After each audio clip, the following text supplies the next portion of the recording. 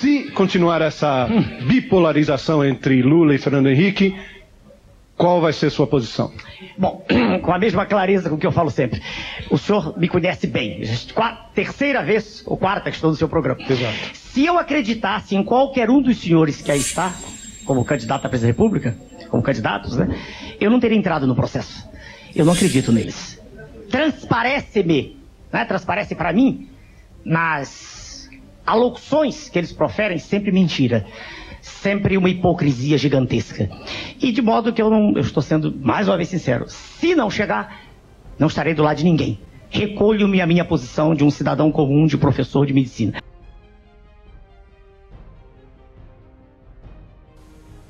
A minha pergunta é para o candidato Enéas Carneiro. Essa figura exótica que aparece na vida política do país de 4 em 4 anos como um meteoro eleitoral. Enéas, o senhor tem defendido posições autoritárias, como o centralismo e o Estado forte.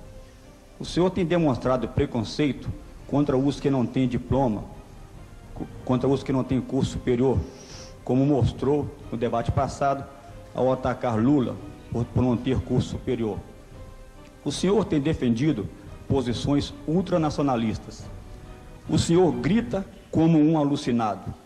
Diante disso tudo, eu pergunto, o senhor é fascista? Meu nome é Teodomiro Braga.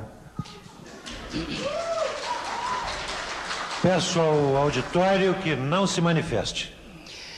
Posso começar a responder? Por favor, doutor Enéas. Bom, vou marcar o tempo e eu tenho obediência rígida ao tempo. O senhor foi extremamente infeliz. Aliás, isso é próprio do que o senhor escreve. E agora o senhor me permite, eu só falo. Eu ouvi com atenção. Primeiro, eu não ofendi o candidato PT. Nem tenho nenhum preconceito. Eu tenho um conceito. O problema é de preparo seu para se exprimir. Eu tenho... Um minutinho, por favor. Um minutinho, por favor. Fascista. O senhor não tem direito de me interromper, senão eu paro e me retiro do ambiente. Vamos respeitar as regras. Não há réplica neste momento do debate, meu caro Teodomiro. Obedeça a regra como eu também. Isso é disciplina o nome disso. Muito bem. Eu vou obedecer as regras para as quais eu fui convidado. E eu peço que o senhor retire segundos que perdi aqui na discussão. Então, eu não ofendi em nenhum momento. Eu não tenho nenhuma forma de preconceito. Nenhuma forma. Eu tenho um conceito estabelecido.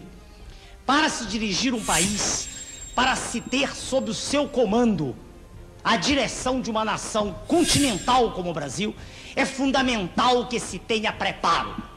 Não há nenhum preconceito quanto a isso. E o senhor candidato aqui presente, que poderá à frente defender-se, não detém escolaridade, e eu disse isso a ele com respeito, não o ataquei, não detém o volume de informações, o acervo de informações que é necessário para conduzir os destinos da nação. Foi isso que eu disse.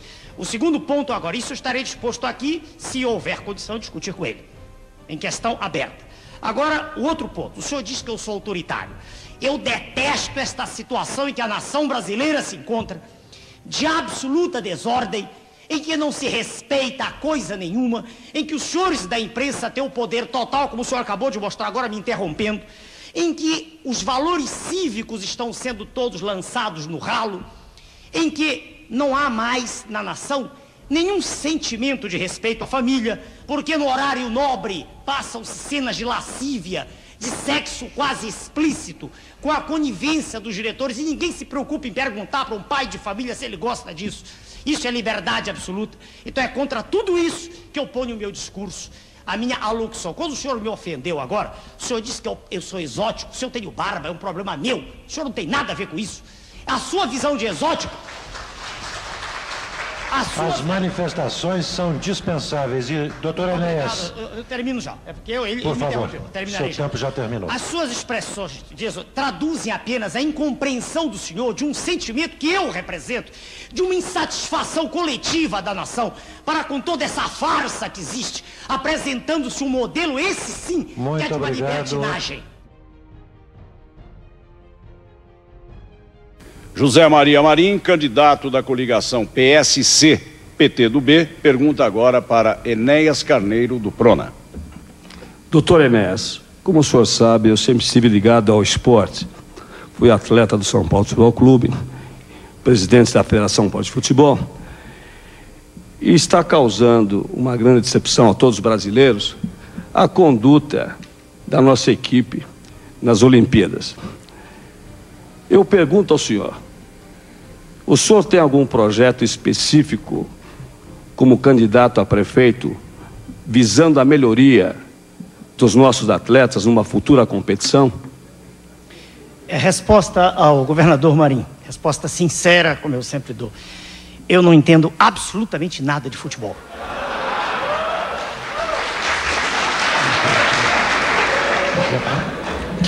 Eu queria aproveitar, já disse não, mas eu quero aproveitar meu tempo, tenho esse direito. Claro, 1 minuto e meio. Eu queria dizer para a população de São Paulo que o esporte é fundamental, mas que eu sou educador há mais de 3 décadas e meu esforço todo será investido em fazer com que o cérebro da criança que está nas ruas, que, como Aristóteles dizia, é um livro com as páginas em branco, que esse cérebro não seja contaminado pelo esquadrão da criminalidade, que toma essa criança, faz dela quase que um seu dependente.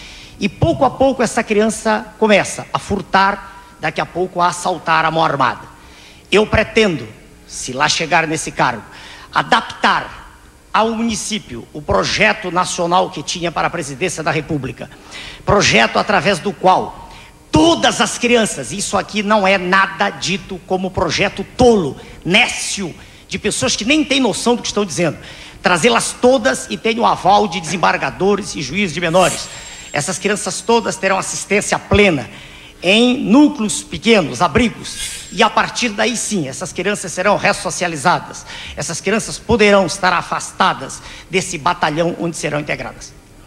Pergunta para a candidata Marta Suplicy, do PT.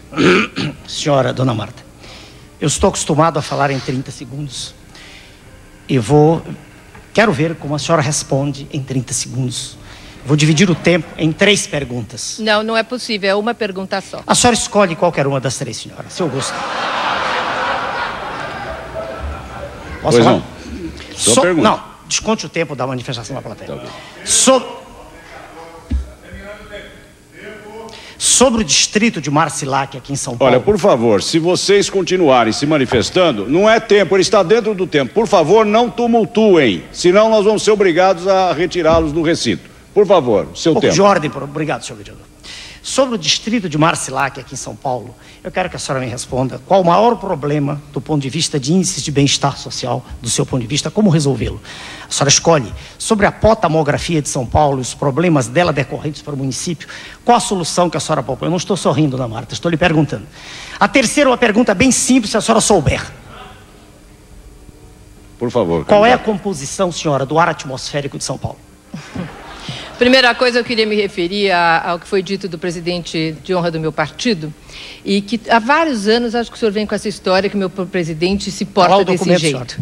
E eu queria dizer que esse documento é um documento que saiu no New York Times e saiu com centenas de assinaturas de prêmios Nobel, inclusive. Pessoas muito importantes que estudam essa questão. Não tem nada a ver com legalidade. Acabou o seu tempo, por favor. Vamos ter disciplina, senhor. Disciplina, por favor. Fale qualquer coisa aí. 30 segundos para sua pergunta. Uma beleza. Ótimo. Já que Sua Excelência, o ex-presidente da República, nada tem a dizer, eu tenho muito. Haveria necessidade de 1 hora de exposição, mas o avançado do tempo não permite que seja feito. E o mínimo de atenção e respeito pela paciência de todos que assistem aos pronunciamentos. Primeiro, dizer que poderia parecer despiciendas quaisquer considerações sobre o partido. Senhor? Não entendi. Mas diante da verve literária de Vossa Excelência e de tantos que me antecederam, eu tenho o direito de usar de um vernáculo escorreito também. E o serviço da dívida, isso é apenas o serviço, cada vez maior e a dívida continua crescendo. É uma ironia curiosa, quanto mais se paga, mais se deve. Não é problema do governo de Sua Excelência, o presidente Lula, que não entende nada disso. desculpem os líderes do PT, mas Sua Excelência já discutiu com ele certa feita ao vivo, não tem o mínimo de arrumação intracromossomial específica para dirigir o país. Não tem. Já disse isso ao vivo para Sua Excelência. Quando fui candidato a presidente, não estou ofendendo a honra, Sua Excelência. Não estou falando em nada que possa denegrir sua imagem do ponto de vista de caráter. Estou falando de inteligência. Estou falando de preparo. Qualidades, uma inata e desenvolvida até 16 anos em média. E outra adquirida com esforço extremo para quem nasceu em berço pobre como eu, que estudou a vida inteira, desde 9 anos trabalhando. Não há desculpa, como já disse o senador da República, para que Sua Excelência continue sem entender coisa alguma do que diz, falando a linguagem a mais tacanha possível, usando inclusive de expressões que representam assim quase que uma expressão, quase que a maneira de se exprimir tosca de um homem do campo, o que não condiz com a posição de quem está no ponto mais alto da nação. Isso é uma demonstração que já foi dita ao vivo.